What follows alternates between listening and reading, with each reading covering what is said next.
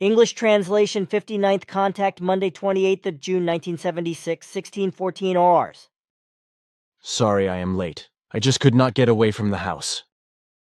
I sent my wife and the children to the hill behind the forest, and that just took its time. 1. You seem upset about the delay. You should not be. I want to be punctual. My third UFO experience on 26th to 27th of June 1976 by Guido Moosbrugger. Austria 14 days after my second UFO experience, the Pleiadians named Sim-Ya Se and Quetzal wanted to repeat the same spectacle at the same place. Unfortunately, due to unforeseen circumstances, the planned demonstration for the purpose of filming and photographing had to be canceled. During the contact conversation with Billy, Quetzal justified the cancellation with the following words: "As I noticed, there are many human beings everywhere on the road and at events, watching the sky very intensively for various fireworks in connection with the events. Furthermore, I noticed that in front at the road junction before Hinwil, there's a car with 2 persons of the police organ, 2 policemen. Author's note, sitting in it and keeping a watchful eye on the surroundings. Knowing that the Pleiadians do not want any uninvited guests at their demonstrations, their reaction is understandable. Because of all things, there was a big dance event in Hinwil that evening, so there was a lot of car traffic and many people were out in the open until late at night. But although the performance fell through, to our chagrin, so to speak, we were not entirely at a loss. As we waited expectantly for the promised event, our patience was put to the test, but in the end it was rewarded. First, we Mr. Hans and Conrad Schutzbach, Mrs., and on this occasion I managed to capture the trajectory of a flashing telemetry disc on my slide film. I was in the process of taking a picture of Venus with continuous exposure when, as if on cue, a telemeter disc appeared and literally moved into the middle of the shot, which I noted with delight. Secondly, just like the previous time, we were able to follow and photograph the departure of the Pleiadian spacecraft as a fiery red flare high up in the firmament. However, this time the departure was much faster, and I put it down to that why I completely failed to take a special shot when the trajectory of the spacecraft flying away was crossed by another flashing disc. 1. That is a very good characteristic of you. 2. Punctuality is very valuable and testifies to responsibility. 3. Unpunctuality testifies to indifference and lack of interest. 4. But it is not your fault you are late now. 5. I do not see a dalliance in you and therefore have monitored your non-arrival at the appointed time. 6. It is really not your fault. 7. But now Ptaah, my sister, would like to greet you. See, there she stands between the trees. 8. Just go to her. Fine, but look what I brought for you here and why you called me. 9. You can still explain the function to me later, but thank my dear friend very much for this. 10. I embrace her in thought. She will be happy. By the way, there is still writing paper in here, so one package contains 500 sheets, which is enough, is it not? 11. Sure, but now go to Ptaah. Okay, but one more question. It would be very valuable for us if we could film and photograph good tracks of your ships. Would it be possible for you to ground the 2 barges instead of letting them float, so that the plate marks in the grass would be visible, which we could then capture on film? 12. You need to negotiate with Quetzal about this. 2. It is not advisable to leave tracks, but I understand your concern. 3. Also, this place is very suitable here and very rarely crossed by human beings. Therefore, such an undertaking should not be of great danger. 4. It will be possible to meet your wish. 5. We will put our beam ships on the supports. Thank you, Quetzal, that is very kind of you. Now, excuse me. Landing tracks of Sim-Ya-Se's beam ship. Photo Hans Schutzbach.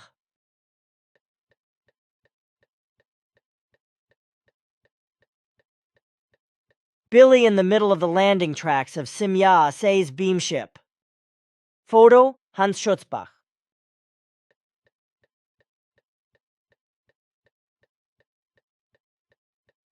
Landing tracks of Quetzal's and Simyase's beam ship.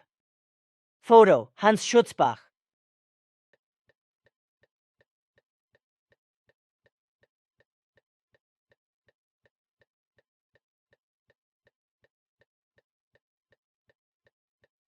I walk the few meters through the high grass back to the edge of the forest and step over broken branches and crackling leaves into the forest, where Ptaah, Simyase, his sister, is waiting for me. I watch her closely as I approach. She's as pretty as Simyase. Hello, girl. It is so nice to see you. You look just like I imagined you would after my wife told me her dream. You are really very pretty and sweet to bite into. Look, I am about to start nibbling on you. Ptaah, 1. Thank you. Greetings in love. 2. You give me great pleasure. Never before have I been greeted in such a loving and uncomplicated way. 3. It is my thanks to you and the assurance that you touched me very joyfully with your greeting. Oh no, I am just uncomplicated and boorish in such things. You know, I do not love complicated publicity ceremonies, and my behavior in this regard certainly hides my insecurity. Ptaah, 4. You are very honest and open, and I like that very much. 5. You may be a little insecure in the form mentioned, but your behavior testifies to the fact that you also feel and think according to your words. You must indeed know it. Ptaah, 6. We all know you very well. I can imagine that, because I am sure you have all searched through me to the core of my bone marrow. Ptaah, 7. It is not that much, but I came here because I wanted to speak to you face to face. 8. I know the personalities of your earliest past and the very old pictures of them, and so I wanted to see and speak to you for myself. I can give you some pictures of my youth if you want. Ptaah, 9. I am talking about much earlier times. Oh, I see. You are talking about a certain time. Oh, are you interested in our barbaric technology? I heard something about that, did not I? Ptaah, 10. You do not like to talk about those times, so you change the conversation. 11. You are supposed to be dealing with your past of those times. You talk like Simyase. Of course, I already know, and I am also aware of all these things. But on the one hand, they are very dangerous, and on the other hand, it is not important for my mission today. Ptaah, 12.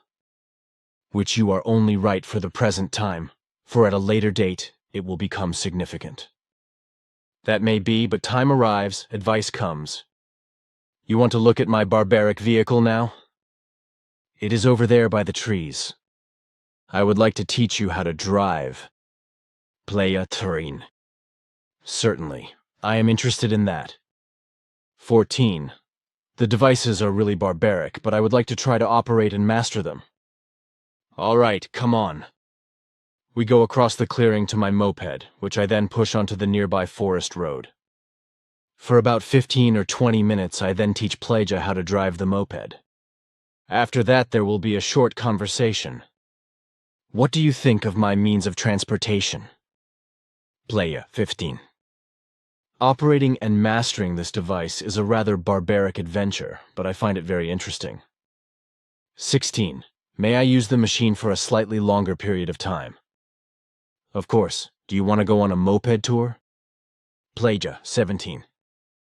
It would be a delight and a pleasure for me if I could steer around for a few hours with this barbaric machine. Agreed. You can have the vehicle, then just make sure that you do not get barbaric yourself. The Bang has it all in itself and constantly stimulates adventurous driving. Ptaah, 18. I have already felt that, and I am happy about it. 19. It is a real adventure for me, something I have never known. You see, barbarian life has its charms. Ptaah, 20. Which you are not wrong about. 21. Come on now, I must go because I have a job to do with Quetzal. We go back together to the ships, which Quetzal and Simyase have settled on the land supports in the meantime. Simyase. Could you perhaps please my wife, the children, Miss Stetter, and Mr. Schutzbach, and speed away over them with your ship? They are all waiting on the hill behind the forest. 13. Such an undertaking is particularly dangerous in the daytime. 14. I would be sighted too far around. 15. It is up to Quetzal to decide. 6.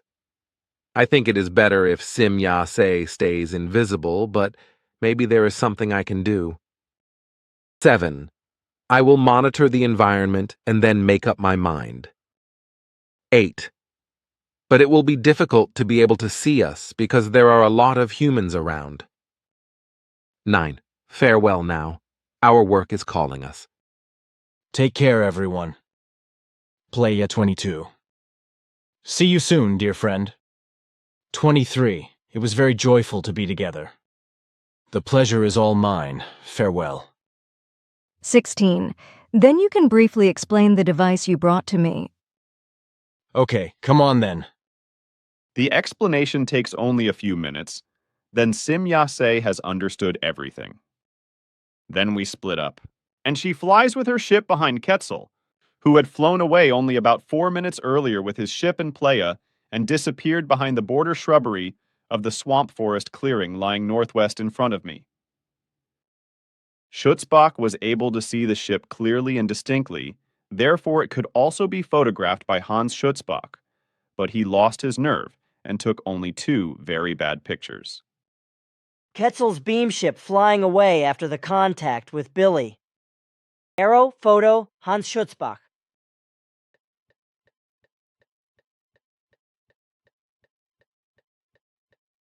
Beam ship tracks. Monday, the 28th of June, 1976, 15:30 Ptaahs. Billy has just called and asked me to go out with him. He was going to meet Sim Yase and would be glad if I were around. We should be able to leave at exactly 16 Tuichars, and at that time the Maya family and Mrs. With the help of a sketch, he explained to me exactly where we should go and wait for him. For about half an hour, we sat in the shade of a lonely tree far outside Hinwil. 16:55. The children suddenly call out. Then I turn around and see an object going up over a patch of woods, no more than 700 meters away. At first, I think of an oversized hot air balloon. However, the shape is not right. It is a slightly discus-shaped object, silver-grey in appearance, and rising rapidly into the air. It describes a wide radius to the left and turns from the ground, that is to say, from NW, in a southerly direction. Too bad there are no binoculars nearby that would allow us to see every detail of this object. At first, we are not sure what kind of thing it could be. But the solution, what it must be, is this: a rising beam ship. Tensely, we watch for about 10 minutes as the object moves further and further up into the air and is finally only visible as a small dot high in the sky. Then the spot, which until now had only been getting smaller, begins to move rapidly to the right. At this point, Billy has approached us unnoticed, and at the same moment as he appears and greets the children, the dot is gone, as if erased. He shakes his head when we tell him about what we have seen. Sim Yase had stressed that she didn't want to show herself to people for security reasons. That's why we must have seen Quetzal's beam ship, who had also come to the meeting together with Playa, Sim Yase's sister. If we were interested, he would lead us to the landing site where traces of the 2 beam ships could be seen. Of course we wanted to. So we drove down the small panoramic mountain, and after 500 meters we reached a forest with a narrow, long clearing. It is slightly marshy and covered with tall reed grass. Careful not to trample anything, Billy led us to an extremely interesting place. Here and there he pointed to the ground. Footprints have been trodden into the soft ground. These would have come from Ptaah, but the imprints of the landing legs seem to be overwhelming. In the half-meter-high grass, there are 6 gigantic round stamps, arranged in 2 triangular groups. The grass is pressed down flat on the ground in a counterclockwise spiral. In the center of the 2 triangles is a trampled spot, which Billy tells us was where the boats got off. In fact, a narrow footprint leads from there to the edge of the clearing. The footprints near Simya-Sei's ship each measure 2 meters in diameter. Measured from center to center, they are 3.77 meters or 4 meters apart.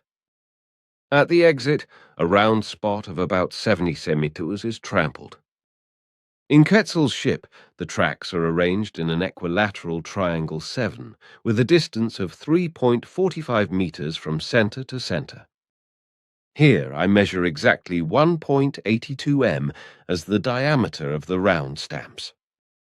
Here too the trampled area in the center and a narrow footprint leading away and joining that of Simya-Sei. Right here, footprints are again visible in the soft ground. Quetzal must have very large feet. There are no heels 30 centimeters, but there is a weak, transversely ribbed profile. In Pleiades prints, we measured only 26 nanometers. This girl must be a lively one. She really wanted to ride Billy's moped, so he showed her how the dangerous thing worked. After a proper inspection, we left the place, only to return a little later. We took pictures with a film camera and cameras.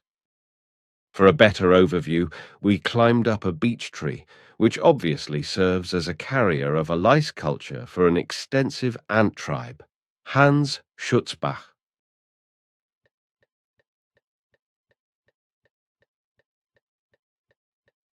An experience by Calliope Meyer-Zafiriou, Switzerland. It was on the 28th of June, 1976, when my husband Billy came to us a Modestetter, Hans Schutzbach, our children Atlantis, Gilgamesha and Methuselah and me, and to our great surprise asked us to accompany him somewhere outside Hinwil because he had to go to a contact with Simya-Sei, the beamship pilot from the Pleiades. Accepting his invitation, Hans Schutzbach drove us in his old Duschwo to the Hochacker near Oberdörfler Ried, Betzold's Hinwil, while my husband, as usual, drove ahead on his moped to then go to the final contact place, while he left us at the Hochacker, which was quite normal because other persons besides him were only allowed to approach the contact places up to a few hundred meters, which is still the case today. About half an hour of waiting might have passed, during which time we were talking in the shade of the only and lonely tree on the Hochacker, when our then 6-year-old son Atlantis suddenly called out to us, "Look, something is flying over there." To my and everyone else's surprise, we saw an unusual silver-gray, larger object soaring over the Pilgerholz forest at a distance of about 300 meters. Shining brightly in the sunlight, it quickly gained altitude and took a westerly flight direction. Because Hans Schutzbach had forgotten his own camera, he borrowed Billy's camera, with which he, Hans Schutzbach, would take pictures if the opportunity arose. He had been harassing Billy for many months that he would like to see Simya-Sei's beamship in daylight and take photographs, which is why my husband asked the beamship pilot several times for such an opportunity, and what was unexpectedly to be made possible that day, which Billy also did not yet know. Hans Schutzbach had always been the one who could be present everywhere in Billy's working group, because as a hobby photographer, he was responsible for any possible photographic documents, and therefore had to photograph everything. For this reason, he was also able to go with my husband everywhere to contacts, etc., where other group members were forbidden to go. So Hans Schutzbach became the absolute confidant who experienced a lot together with Billy, and even had various experiences of his own with Simya-Sei at a distance, which, however, got him into serious trouble because he could not bear and cope with Simya-Sei's radiation field. He spoke several times of feeling like in paradise, when he had come into Simyase's swinging wave, and that after he had left this paradisiacal swinging wave again, the world had collapsed for him. In the vibrational range of Simyase, Barakoliern, he told me, he had finally felt what true love and true peace were, and because he could not now make that a permanent state within himself, therefore the world had collapsed for him, etc., etc. This sensitivity then prompted my husband to warn Hans Schutzbach not to want to see the beamship of Simyase in daylight. He explained to the urgent man very often that he should not push his wishes too far, and that on the other hand he would get so out of hand with a daytime sighting anyway that he, Hans Schutzbach, like very many other human beings, would no longer be able nervously to snap even one good photo anyway. Hans Schutzbach, however, did not listen to my husband's repeated admonitions, and so he imposed his will. When everything actually happened that day, and a shiny silver object appeared above the forest, Simyase's beamship, my husband's prediction came true. Hans Schutzbach ran around uncontrollably, dropped the borrowed camera, and did not know what to do. When he finally calmed down a bit, he tried to take a few pictures, obviously with great effort, but he was shaking so much that he could not hold the camera still. In the meantime, the object had already moved far away, and when Hans Schutzbach was finally able to press the shutter release of the camera, the beamship was already so far away that it could only be recognized as a small disc-shaped dot. The pictures taken by Hans Schutzbach, however, proved later to be so blurred that only one of the two pictures taken was halfway usable. The whole incident lasted about 10 minutes, during which time we were able to clearly follow the silver-gray object as it rose and flew away, getting smaller and smaller in a southwesterly direction. Suddenly, the diminishing dot began to move frantically to the right and shot away so quickly that it disappeared from our observation almost in a flash. We were so engrossed and distracted by the spectacle that we did not notice Billy, unnoticed by us, driving up to us on his moped and watching us with amusement at the very moment the speeding dot disappeared from the sky, as if erased by the sudden and unimaginable speed. We were startled out of our observation because Billy let the engine of his moped run out and laughingly told Hans Schutzbach that he should finally stop shaking because he was shaking all over his body, which also corresponded to the facts. The latter, however, was no longer able to calm down. He had already become quite strange through earlier experiences, and was obviously filled with a peculiar hatred towards Billy, so now it intensified even more in him. His eyes looked strangely at Billy, and an evil, sparkling glint was visible in them. Something was no longer right with him, and this something produced a vague fear. For my part, I was deeply impressed by what had happened and by the unusual experience. During the drive home and for a long time afterwards, my thoughts were preoccupied with this incident. Everything in me was in turmoil. After all, this was my first experience of this kind. Beamship sighting by Atlantis Socrates Meyer, Switzerland. I had my second UFO experience on the 28th of June 1976 in the late afternoon, between 16 Tour and 17 HRs. It started like the first time at home at Weehaldenstor. Teen in Hinville. Again we three children, Gilgamesha, Methuselah and I, Atlantis, as well as our mother and Hans Schutzbach together with Amada Stetter, were in the living room when Father suddenly listened up and somehow seemed to be listening into the distance, which always happened when he had a telepathic contact, as I already knew because I had been able to observe this behavior in him several times. So I waited for him to say something, which he soon did, explaining that he had to go out again for a contact with the Pleiadian beamship pilot Simyase. And again Father was asked if we could go with him. He confirmed this and explained that Simyase had told him that Hans Schutzbach would then later also be allowed to photograph the beam ship when we were close to the actual place of contact. So the photo camera was taken along, and then it was off again in Hans Schutzbach's car while Father drove ahead on his moped. This time, the journey went to the hamlet of Betzelholz, and then to Hochacker Pfaffenholz. On a small hill, we got out of the car under a large, spreading pear tree, after which Father explained to us that he was now driving the moped to the contact point about 500 meters away, which lay somewhat to the northeast in a clearing or aisle of the forest.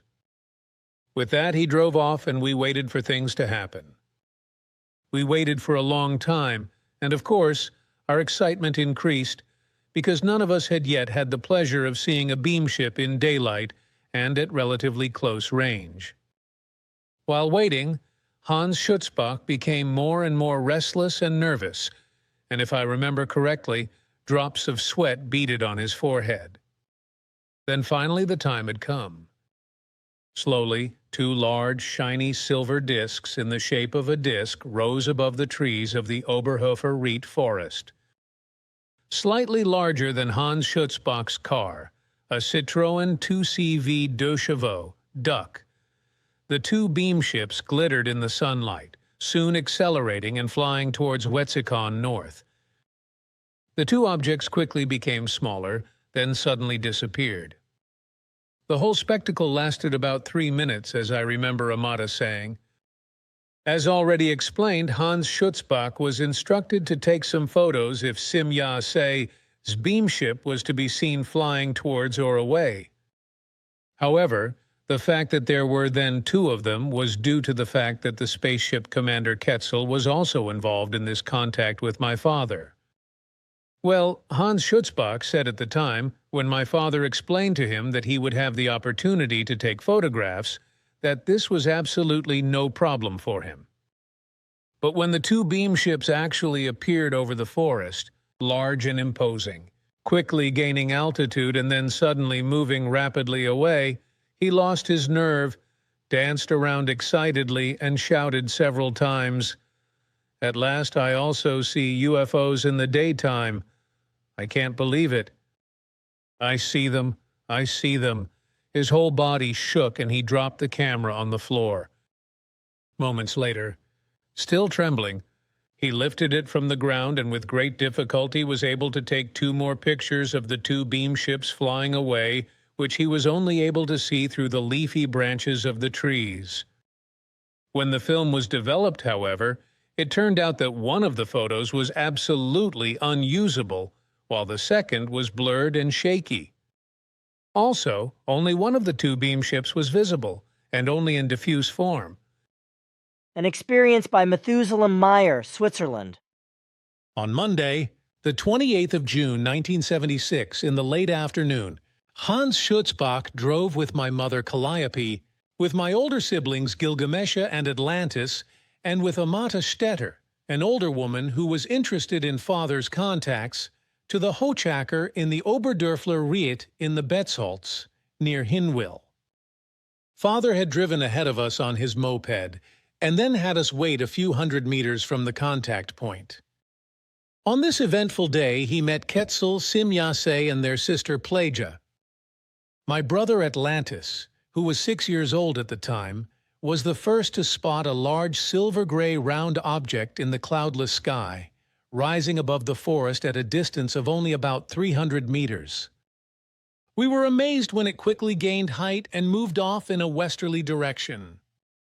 We were able to follow the ship for almost 10 minutes, and I remember that day and my impressions vividly, even though I was only 3 years old at the time.